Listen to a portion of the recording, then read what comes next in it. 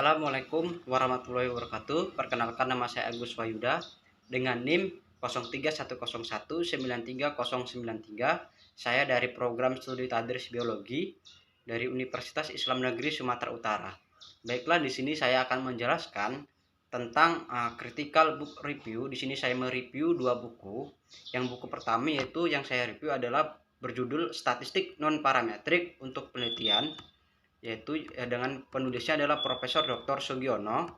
Dan buku kedua yang saya review adalah buku Pengantar Statistik edisi kedua, yaitu penulisnya adalah Profesor Dr. Husaini Usman MPD MT dan R. Purnomo Setiadi Akbar MPD. Baiklah, di sini yang saya sampaikan pertama yaitu tentang ringkasan isi buku. Sinopsis buku pertama yaitu karya dari Profesor Dr. Sugiono terdiri dari 12 bab, yaitu sebagai berikut ringkasan bukunya. Di bab pertama itu tentang konsep dasar metode penelitian dan statistik. Metode penelitian adalah cara ilmiah untuk dapat mendapatkan data dengan tujuan kegunaan tertentu. Metode penelitian yang menggunakan statistik terutama adalah metode penelitian kuantitatif dan metode penelitian kombinasi. Metode penelitian kuantitatif berlandaskan terhadap filsafat positivisme yang digunakan untuk meneliti populasi dan sampel tertentu.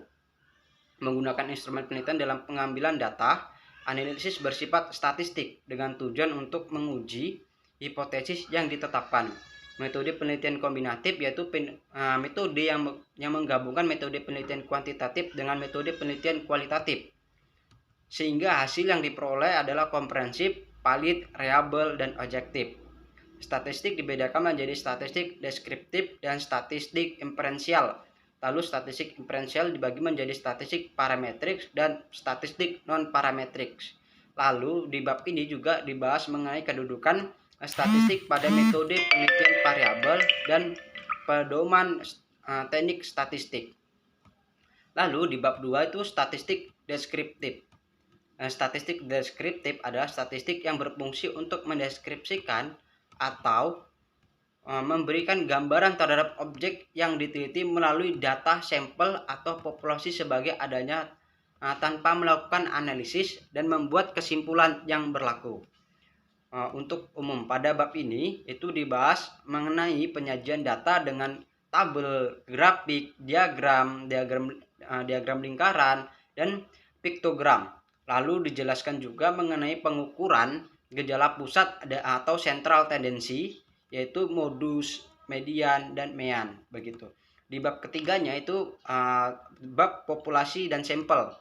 Populasi adalah wilayah generalisasi yang terdiri dari objek, subjek yang mempunyai kuantitas dan karakteristik tertentu yang ditetapkan oleh peneliti untuk dipelajari, kemudian ditarik kesimpulannya. Sedangkan sampel adalah bagian dari jumlah dan karakteristik yang dimiliki oleh populasi. Dalam bab ini dijelaskan juga mengenai teknik sampling secara garis besar dibagi menjadi dua jenis, yaitu probability sampling dan non-probability sampling, dan dilengkapi dengan contoh menentukan ukuran sampel. Di bab 4-nya itu konsep dasar pengujian hipotesis. Hipotesis merupakan jawaban sementara terhadap rumusan masalah penelitian, namun tidak setiap penelitian menggunakan hipotesis. Hipotesis dibentuk berdasarkan teori yang relevan yang belum berdasarkan fakta-fakta yang empiris di lapangan. Penelitian yang merumuskan hipotesis adalah penelitian kuantitatif.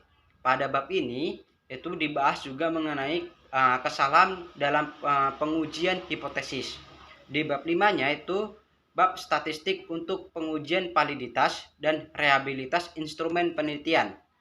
Instrumen yang valid menandakan alat ukur dalam pengumpulan data dapat digunakan dan relevan. Dengan menggunakan instrumen yang valid, maka diharapkan hasil penelitian tersebut menjadi valid dan reliable. Pengujian validitas instrumen ada beberapa jenis, yaitu pengujian validitas konstruk, pengujian validitas isi, dan pengujian validitas eksternal. Pengujian reliabilitas instrumen dapat dilakukan dua cara, yaitu eksternal atau tes retest, ekuivalen, dan gabungan keduanya. Secara internal itu pengujian konsistensi instrumen. Di bab 6 yaitu pengujian hipotesis deskriptif satu sampel. Statistik non parametrik yang digunakan untuk menguji hipotesis deskriptif satu sampel. Sampel bisa bila datanya nominal adalah tes binomial dan chip kuadrat atau X2 satu sampel. Terus di bab 7-nya itu pengujian hipotesis komparatif dua sampel berpasangan. Yaitu menguji hipotesis komparatif dua sampel yang berpasangan berarti menguji ada tidaknya perbedaan yang signifikan antara nilai variabel dari dua sampel yang berkorelasi. Teknik statistik non parametrik yang digunakan apabila berbentuk nominal adalah MC Neymar test. Untuk data ordinal adalah Sein test. Pada bab ini dibahas secara rinci contoh penggunaan teknik tersebut. Di bab 8-nya itu pengujian hipotesis komparatif dua sampel independen. Teknik statistik non parametrik yang digunakan untuk menguji hipotesis komparatif dua sampel independen ini adanya berbentuk nominal adalah chip kuadrat dan Fisher exact probability test. Sedangkan untuk data ordinalnya adalah median test, mean winner U test, Kolmogorov, Sinov dan Wolfowitz. Pada bab ini dijelaskan secara rinci yaitu tahapan-tahapan dan contoh penggunaan teknik-teknik tersebut. Di bab 9-nya pengujian hipotesis komparatif K-sampel berpasangan. Statistik non parametrik yang digunakan untuk menguji signifikasi hipotesis komparatif K-sampel yang berpasangan bila datanya nominal adalah tes Cochrane, jika datanya ordinal adalah Freeman two-way ANOVA. Dalam bab ini dijelaskan mengenai tahap-tahap dan contoh penggunaan teknik-teknik tersebut juga. Di bab 10-nya itu pengujian hipotesis komparatif K-sampel independen. Statistik non parametrik yang digunakan untuk menguji hipotesis komparatif K-sampel independen untuk data nominal adalah chip kuadrat K, sedangkan data ordinalnya adalah median extension dan crucial walk on the way ANOVA. Dalam bab ini juga dijelaskan mengenai contoh penggunaan teknik tersebut beserta rumusnya. Di bab 11 itu ada pengujian hipotesis asosiatif atau hubungan dan analisis regresi. Pengujian hipotesis asosiatif berkaitan dengan pengujian hubungan-hubungan antara variabel. Terdapat 3 jenis hubungan antara variabel, yaitu hubungan simetris, hubungan sebab akibat, dan hubungan saling memengaruhi. Untuk menguji hipotesis tersebut, jika data nominal menggunakan koefisien kontingensi dan untuk data ordinal menggunakan korelasi Superman, rank, dan kendall tau. Analisis regresi ini digunakan untuk memprediksi seberapa jauh perubahan nilai variabel independen dimanipulasi atau dirubah-rubah atau dinaik turunkan. Di bab terakhirnya itu penyusunan dan contoh laporan penelitian yang menggunakan statistik non parametrik. Dalam bab terakhir ini disajikan berupa prosedur, sistematika, dan ketentuan penyusunan laporan penelitian yang menggunakan statistik non parametrik dengan sebuah contoh laporan penelitian. Di buku kedua itu sinopsisnya adalah dari buku karya Profesor Dr. Husaini Usman, MPD, MT, dan R. Purnomo Setiadi Akbar.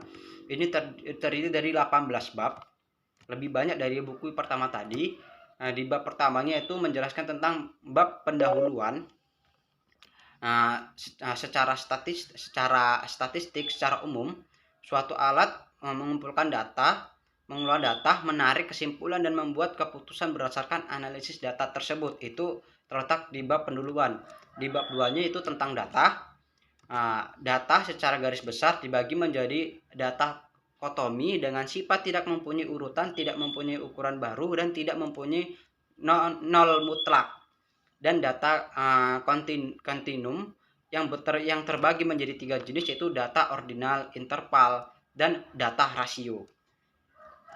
Di bab 3-nya itu tentang penyajian data. Penyajian data dapat dilakukan dengan menggunakan diagram, tabel, histogram, poligram frekuensi, OGIF, keadaan kelompok, simpangan baku, dan angka baku yang dijelaskan secara rinci beserta contoh dalam bab ini.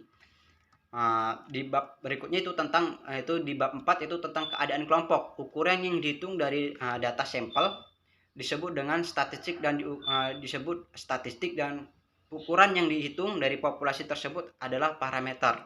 Ukuran penempatan terdiri dari median, kuartil, desil, dan persentil. Sedangkan ukuran gejala pusat terdiri atas rata-rata ukur, rata-rata harmonik, dan modus. Ini terletak di bab 4 itu tentang keadaan kelompok. Di bab kelimanya itu adalah distribusi peluang. Distribusi peluang terdiri atas distribusi binom, distribusi multinom, distribusi hipergeometrik, distribusi Poisson, distribusi normal, distribusi student, distribusi chip kuadrat, distribusi F. Dan pada bab ini akan dijelaskan secara rinci mengenai distribusi normal, distribusi student, dan distribusi chip kuadrat. Di bab ke-6-nya itu tentang pengujian hipotesis. Sama tadi di buku pertama juga ada membahas tentang hipotesis. Pada bab 6 ini, pada buku yang kedua, itu pengujian hipotesis terdapat 3 macam pengujian hipotesis, yaitu uji dua pihak, uji satu pihak yaitu pihak kanan, dan uji satu pihak itu pihak kiri. Pengujian hipotesis akan membawa kepada kesimpulan untuk menerima atau menolak hipotesis tersebut. Itu dijelaskan pada bab 6 tentang pengujian hipotesis. Di bab 7-nya itu uji kesamaan 2 varian dan 2 rata-rata. Di bab ini dijelaskan tentang uji kesamaan dan 2 varian digunakan untuk menguji homogenitas kedua data tersebut dengan 3 cara, yaitu varian terbesar dibandingkan varian terkecil, varian terkecil dibandingkan varian terbesar, dan uji Bartlett. Sedangkan uji dua rata-rata digunakan untuk mengetahui mengetahui ada atau tidaknya perbedaan atau kesamaan kedua kelompok data tersebut. Di bab 8-nya itu tentang pengujian kesamaan beberapa data. Uji ini disebut dengan nama analisis of variance ANOVA, dengan tujuan untuk mencari perbedaan atau persamaan beberapa rata-rata ANOVA. Terdapat 2 jenis, yaitu ANOVA 1 jalur dan ANOVA 2 jalur. Pada bab ini dijelaskan mengenai deskripsi penggunaan dan tahap-tahap dalam pelaksanaan uji kesamaan beberapa data atau ANOVA. Di bab ke-9 itu mengenai populasi dan sampel. Populasi adalah seluruh nilai baik hasil pengukuran ataupun perhitungan, baik kuantitatif atau kualitatif. Populasi terdiri atas populasi terbatas dan populasi tak terbatas dengan sifat homogen dan heterogen. Sampel adalah sebagian anggota populasi yang diambil dengan menggunakan teknik tertentu yang disebut dengan teknik sampling. Di bab 10-nya itu analisis korelasi. Korelasi adalah salah satu teknik analisis statistik yang dipakai untuk menghubungkan 2 variabel atau lebih. Dalam bab ini juga dijelaskan teknik korelasi beserta contoh pengerjaannya. Di bab ke-11-nya yaitu analisis regresi tunggal, dan di analisis regresi tunggal ini berguna untuk mendapatkan hubungan fungsional antara 2 variabel. Terus di bab ke-12 itu analisis korelasi ganda. Korelasi ganda itu berguna untuk menghubungkan 2 variasi atau variabel atau lebih yang secara bersama-sama dihubungkan dengan variabel terikat atau Y. Berbeda dengan analisis korelasi biasa adalah pada jumlah variabelnya. Di bab ke-13 analisis regresi ganda. Analisis regresi ganda dapat dihitung dengan cara manual, tabel penolong, kalkulator, dan komputer. Pada bab ini dijelaskan mengenai penerapan analisis regresi ganda secara rinci. Di bab 14-nya itu analisis korelasi parsial. Korelasi parsial bertujuan untuk menghubungkan 2 variabel bebas atau lebih dengan variabel terikatnya. Nah, di bab ke-15 itu ada analisis korelasi rank. Korelasi rank atau suplemen bertujuan untuk mencari hubungan antara dua buah data ordinal serta kesesuaian antara kedua penilaian terhadap objek yang sama. Di bab ke-16 itu tentang analisis chip kuadrat. Nah, ini penggunaan analisis chip kuadrat secara umum adalah untuk mengetahui terdapat atau tidaknya hubungan antara dua nominal dan beberapa kuatnya hubungan tersebut hingga saling memengaruhi. Nah, di bab ke-17 itu statistik untuk menguji validitas dan reliabilitas instrumen.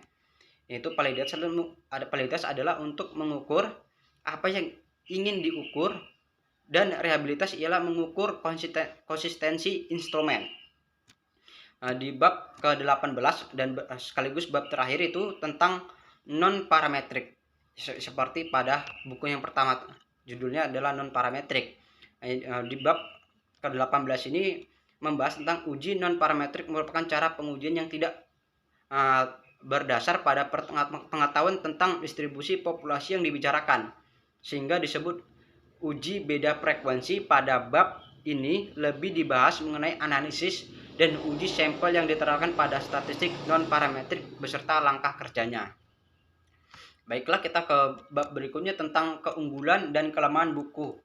Keunggulan dan kelemahan buku pertama yaitu yang berjudul statistik non parametrik untuk penelitian. Kelebihan bukunya itu setiap bab penulisan membuat satu rangkuman dari pembahasan.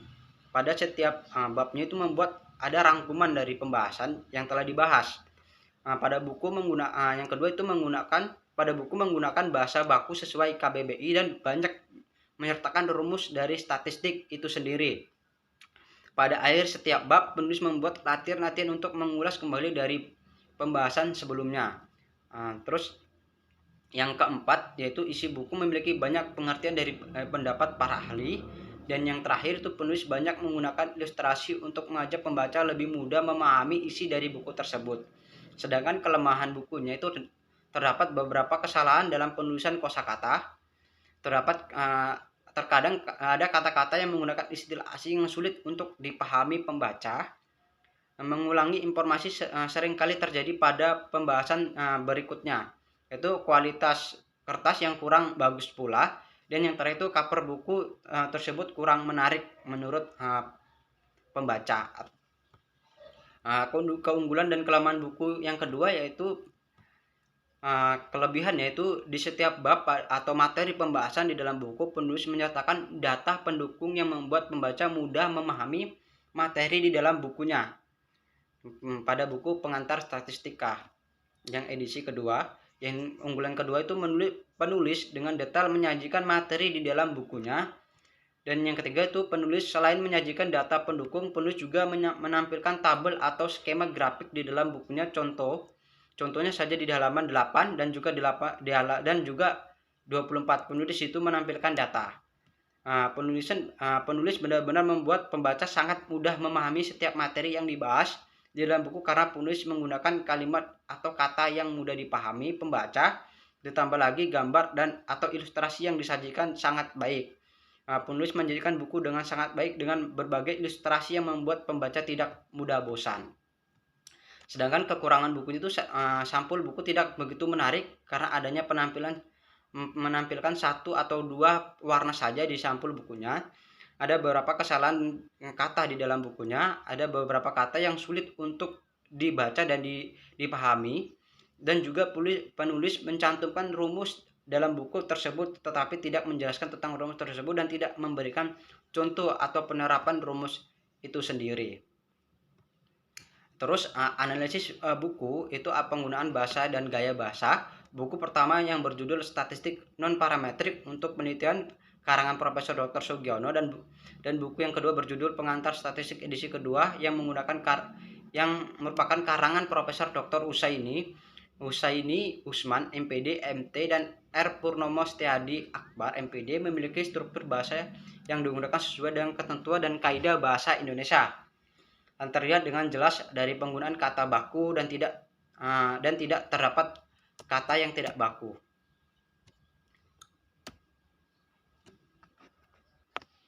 Lalu yang kedua itu tujuan penulisan buku. Buku pertama berjudul Statistik Non-Parametrik untuk Penelitian karangan Profesor Dr. Sugiono sebagai sumber referensi. Sebagai sumber referensinya yaitu itu tentang statistik non-parametrik yang lebih spesifik dan rinci sehingga dapat menjadi pedoman dalam melakukan pengujian hipotesis suatu penelitian kuantitatif. Di buku kedua yaitu yang bertujuan untuk sebagai pedoman pengantar dari statistik itu sendiri. Itu jika dilihat dari analisis tujuan penulisan buku. Yang kedua itu isi buku secara umum. Di buku pertama yaitu konsep dasar statistik sampai pada penyajian dan contoh laporan penelitian yang menggunakan statistik non-parametrik sesuai dengan judul buku tersebut. Pembahasan lebih mengutamakan terhadap unsur-unsur dan bagian-bagian dari statistik non-parametrik, dimulai dari populasi dan sampel, teknik pengumpulan data, sampai dengan berbagai macam teknik pengujian hipotesis dalam suatu pengujian penelitian. Sedangkan di buku kedua yaitu pengantar statistik edisi kedua, yaitu menjadikan materi terkait statistik secara umum sehingga sangat cocok bagi para pemula. Buku ini membahas konsep dasar statistik, jenis-jenis data, penyajian data, segala jenis dan langkah-langkah pengujian hipotesis beserta teknik analisisnya.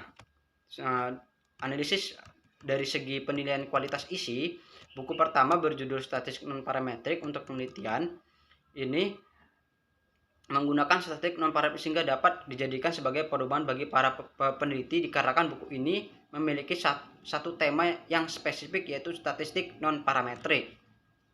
Sedangkan pada buku kedua yang berjudul Pengantar Statistik edisi kedua ini memiliki sumber kepustakaan yang sangat lengkap, akurat dan relevan terkait materi yang disajikan. Jadi sisanya teman-teman bisa melihat di layar yang sudah saya tampilkan.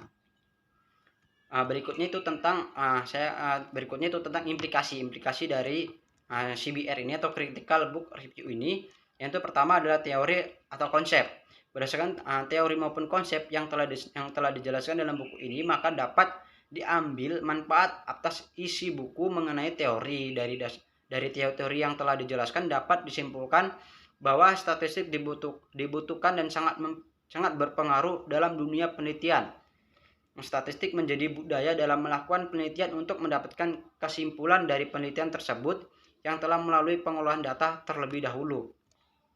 Dari program pembangunan di Indonesia terkait dari Critical Book Review ini dengan buku utama dan buku pembanding, maka dapat membantu kita dalam memahami berbagai pengolahan data penelitian dengan perhitungan secara statistika, sehingga pembangunan ilmu statistika di Indonesia akan semakin meningkat. Dengan meningkatnya ilmu statistika di tanah air khususnya atau di Indonesia, maka akan dapat melancarkan pembangunan di Indonesia, terutama jika para peneliti memahami ilmu statistika dan melakukan pengolahan datanya secara mandiri dan mendetail. Sedangkan dari analisis mahasiswa atau positif kritis mahasiswa dalam hal ini masih membahas mengenai posisi kritis yang dapat ditangani dengan adanya buku ini. Mahasiswa berharap dengan adanya buku ini dapat membantu para peneliti dengan memberikan penjelasan ilmu statistika dan bagaimana pengolahan data dengan ilmu statistika sehingga didapatkan kesimpulan yang baik dan benar dari penelitian tersebut.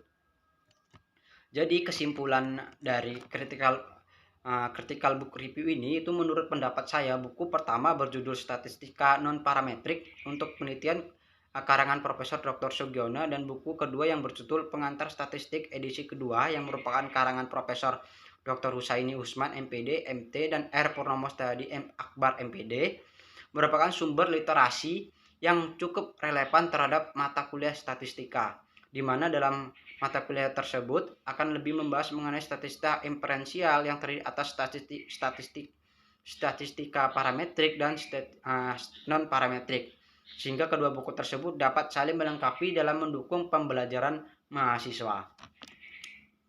Baik, itu saja mungkin yang bisa saya sampaikan, kurang lebih saya mohon maaf.